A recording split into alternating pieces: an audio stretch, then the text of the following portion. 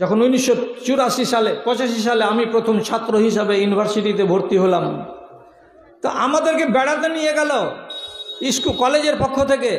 তো যখন ওই ডেরাতে গেলাম তো দেখছি পাকা পাকা তাজা তাজা খেজুর পড়ে আছে, এতগুলো খেজুর। জিজ্ঞেস করলাম যে ব্যাপারটা কি, এতগুলো বাগানে এতগুলো খেজুর ধরে আছে আর পড়ে আছে, কেউ উঠাচ্ছে না, তার মানে? তো যিনি গাইড ছিলেন তিনি বললেন, মদিনার কোনো একজন লোক, কোনো মুসলমান এর খেজুরকে খায় না, কেন যে এই মালাউনকে ঘেন্না করে, যে এটা ছিল আল্লাহর দুশ্মন। দুশ্মনের গাছের খেজুর খাবো না। আমি যে তোর ঘে দুশ্মন হবে, হার ঘে দুশ্মন লয়, ভরবে ব্যাগ, যা হবে হবে কপালে। আমরা তো এতটি করে করে কুড়ালাম আর ব্যাগে ভর্তি করে করে নিয়ে এসে খেলাম, হারাম তো নয়? যাই হোক, বলছিলাম কথাটা কি, এইরকম একটা লোককে মার্ডার করার জন্য নিযুক্ত করা হলো কাকে? মুহাম্মদ বিন মাসলামাকে। রাত্রি 8:30টার সময় এসে আওয়াজ দিয়ে বলছে, ও ভাই, বন্ধু, বাড়িতে আছো? তো চেনা চেনা আওয়াজ। আর রাত 8:30টা যখন নিচে নামতে যাচ্ছে তখন বিবি ওকে বলছে, কোথায় যাচ্ছ? বলছে, আমার এক বন্ধু আমাকে ডাকছে। কি করে জানলা তুমি বন্ধু? বলছে, ওকে আমি জাহেলিয়াতের যুগ থেকে চিনি, ওর সঙ্গে আমার দহরম বহরম আছে, ওইটা আমার বন্ধু, এটা মুহাম্মদ বিন মাসলাম আমাকে ডাকছে।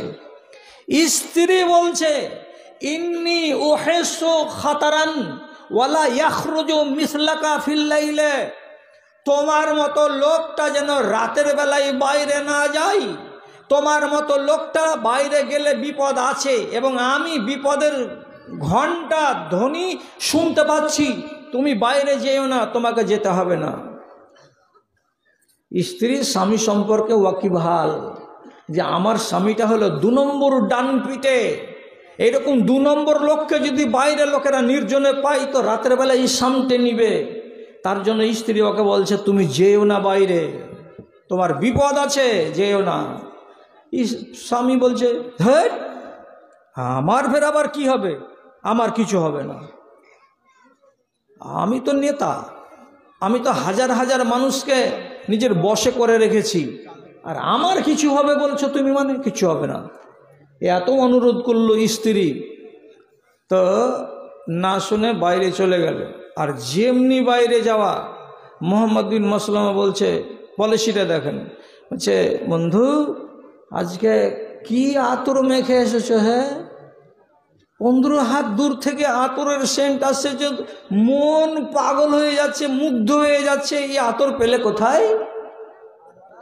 এই 14 আনা আতরের কথা তো ভুলে যেয়ে বলছে, এই আতর আমাকে মক্কা থেকে আমার শাশুড়ি দিয়ে পাঠিয়েছে, সেই আতর আমি ব্যবহার করছি। ওই চলো বসি, গল্প করি। গল্প করতে গিয়ে গল্প করবে ঘোড়ার ডিম। আর একবার বলছে, মাথা থেকে সেন্ট আসছে গো, মন ভরে যাচ্ছে, প্রাণ ভরে যাচ্ছে, জি জুড়িয়ে যাচ্ছে গো, মাথাটা কাত করো না গো, দেখি গো। তো একবার মাথাটা টানলো, এমনি করে নাক লাগিয়ে শুকে দেখলো। আর একবার মাথাটাকে টানলো, ফের টানার পরে আবার এমনি করে শুকে দেখলো। একবার দুবার দেখলো, এই 14 আনা মনে করছে আমার আতরের তারিফ চলছে। আর একবার উপরের দিকের চুলটিকে জুত করে ধরে আর মাথাটাকে যখন টেনেছে আতর শুংভ বলে, শুংহা অবস্থাতে মাথাটাকে কাত করেছে, আর ওই কাত করা অবস্থাতে ছুরি বের করা ছিল। আরে বিসমিল্লাহ আল্লাহু আকবার বলে দিল রাতের বেলায় 8টার সময়তে করে চালিয়ে কাব বিন আশরাফের গলাতে চিৎকার করে, একবার ওইখানে শেষ, পালিয়ে এলো, মার্ডার হয়ে গেল। কে? কাব বিন আশরাফ। এবার এই মার্ডার মানুষটাকে দেখে আবার স্ত্রী যখন আসলো সামনে, তো আরবের লোকেরা শোক গাঁথা গাহে। কোনো মানুষের উপরে যদি ব্যথা বেদনা প্রকাশ করার হয় তো ওদের একগুলো গীত আছে, একগুলো গান আছে, ওরা ওইগুলো গাহে। তো ওর মরা লাশের কাছে, গলা কাটা লাশের কাছে দাঁড়িয়ে দাঁড়িয়ে ওর স্ত্রী বলছে, আমার কথা যদি শুনতে তাহলে তোমাকে এইভাবে ওয়াকালে মরে যেতে হতো না, আমার কথা যদি মানতে তাহলে তোমাকে রাতের বেলায় তোমাকে এইরকম করে এ লোকেরা খুন খারাপ করতে পারতো না। আমি মেয়ে মানুষ বলে আমার কথাটার দাম দাওনি, আমি তোমার ছিলাম হিতাকাঙ্ক্ষী, আমি ছিলাম তোমার কল্যাণকামী, আমার কথাটা তোমার মানাটা উচিত ছিল, মেনে নিতে গেলে তোমার দুর্গতি হতো না, অন্তত তুমি এইভাবে মরতে না। কথাটা ঠিক না? তুমি আমার কথা শুনে নিতে গেলে রাতের বেলায় বের হয়েও না, আমি বলেছিলাম তোমার মতো নেতা মানুষ রাতের বেলায় বের হতে গেলে বিপদ অনেক আছে, যেও না, কিন্তু তুমি শুনলে না কথা। স্ত্রী দুনিয়ার বিষয়ে আপনাকে হেল্প করবে আর দিনের বিষয়ে আপনাকে হেল্প করবে। দিনের বিষয়ে আমাকে কেমন করে হেল্প করতে পারে?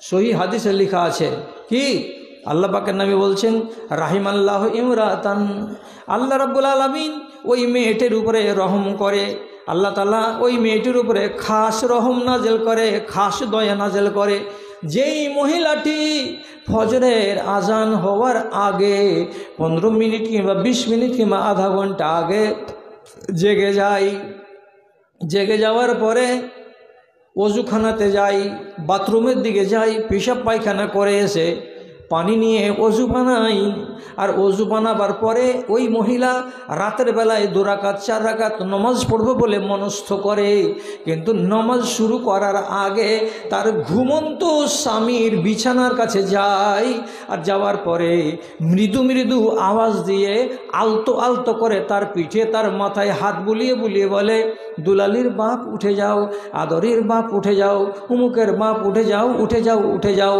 এই করে আস্তে আস্তে করে আলতো আলতো করে স্বামীর মাথাতে, স্বামীর শিওরে, স্বামীর ঘাড়ে হাত দিয়ে দিয়ে বুলায় আর বলে, জেগে যাও, জেগে যাও, জেগে যাও।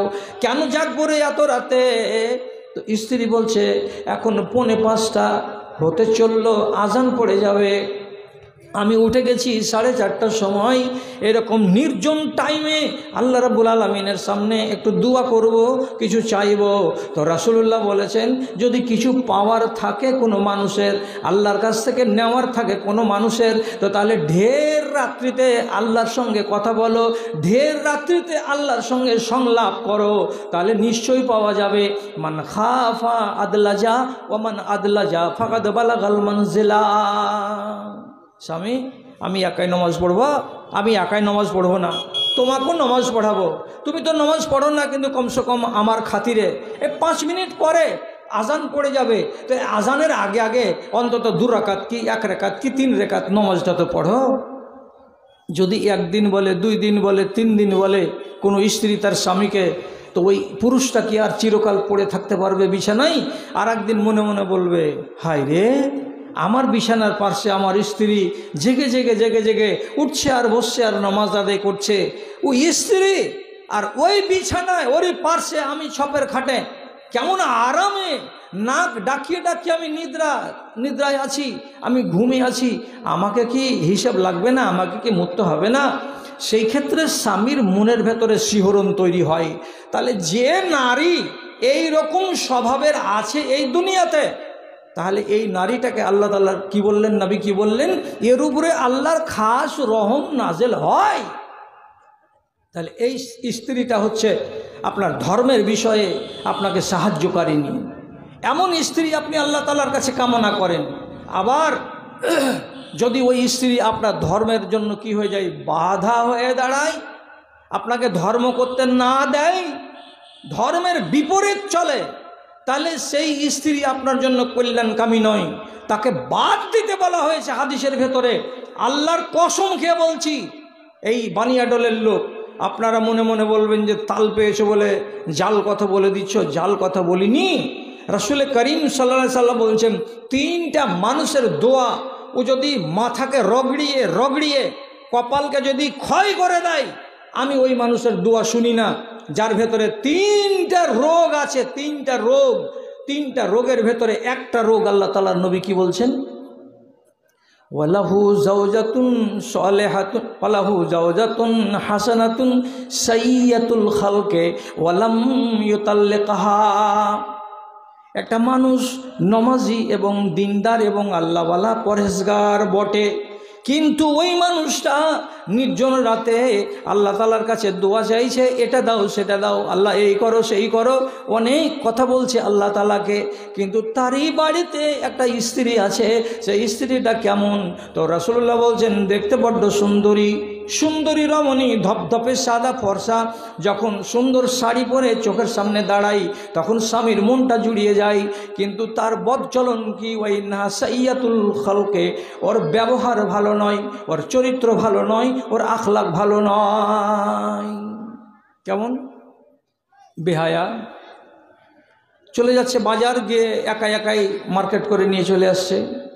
আপনার অনুমতি নেই না, পরের বাড়ি বিয়েতে চলে যাচ্ছে, মাথায় কাপড় দেয় না, শরীর ঢাকে না। আপনাকে জিজ্ঞেস করেন না, বাড়ির সংসারের টাকা পয়সা যাকে যেখানে পেল সেখানে সে দিয়ে দিল, উড়িয়ে দিল। তাহলে এই ধরনের বদ চলন যে নারীর ভেতরে আছে, আবার রসুল কি বলছেন শেষখানে? ওয়ালাম ইউতাল্লিকাহা, ওই পুরুষ লোকটা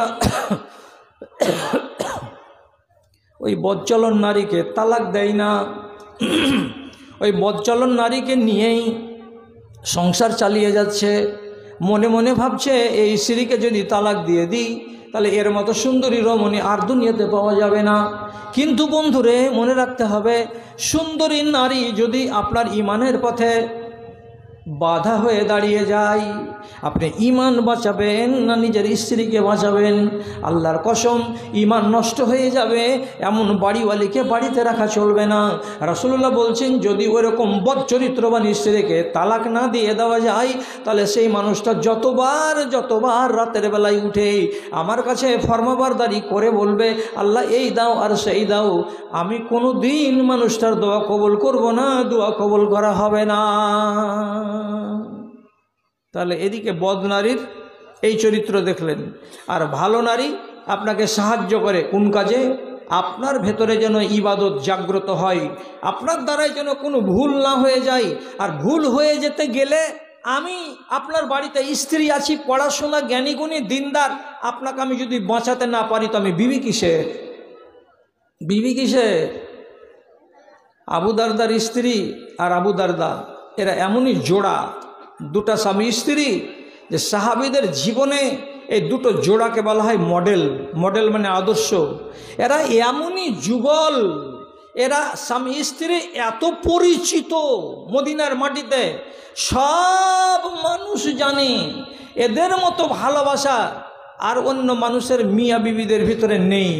যত ভালোবাসা আবু দারদা তার স্ত্রীকে বাসে, এবং যত ভালোবাসা আবু দারদার স্ত্রী নিজের স্বামীকে ভালোবাসে, এমন ভালোবাসা আর এক অপরের লাগি প্রাণ দেওয়া, মন দেওয়া, জীবন দিয়ে দেওয়া, এরকম ভালোবাসা মনে হয় অন্য কোনো সাহাবীর ভেতরে পাওয়া যায় না।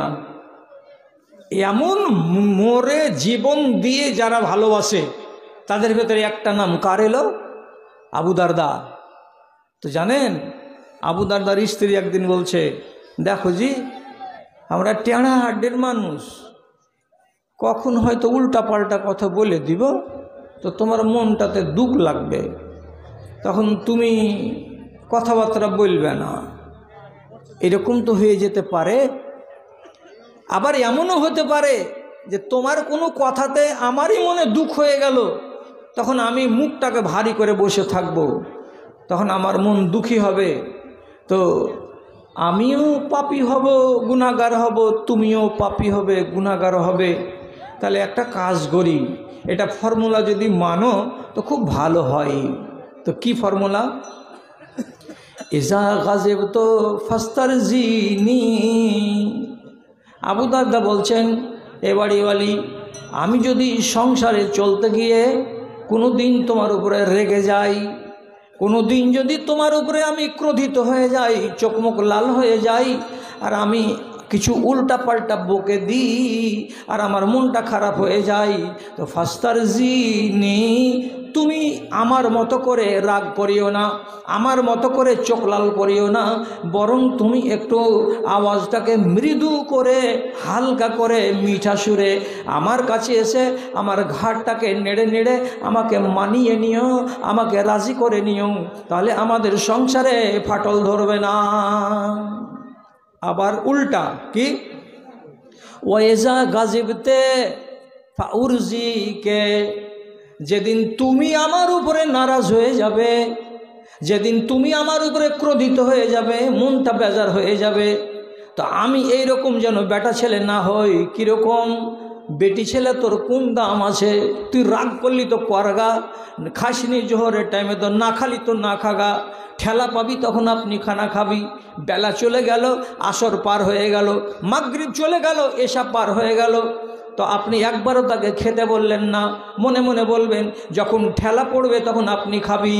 এই রকমটা হবে না, বরং কি হবে? তিনি বলছেন ওয়াইজা গাযেবতে সাউরজিকে, তুমি যদি আমার উপরে নারাজ হয়ে যাও আর তোমার মনটা যদি বেজার হয়ে যায়, তাহলে আমি তোমার স্বামী তোমার কাছে যাব, তোমার গোড়াতে বসে আমি তোমার চোখে চোখ ফেলে তাকাবো, আমি তোমার চিবুকে তোমার থুতনিতে এমনি করে বুড়া আঙুল দিয়ে তোমার থুতনিটাকে মুখটাকে এমনি করে ছেড়ে আমার দিকে তাকাবো আর তুলে ধরবো, আর ধরার পরে আমি বারবার করে তোমাকে বলবো মুখটা হালকা করো,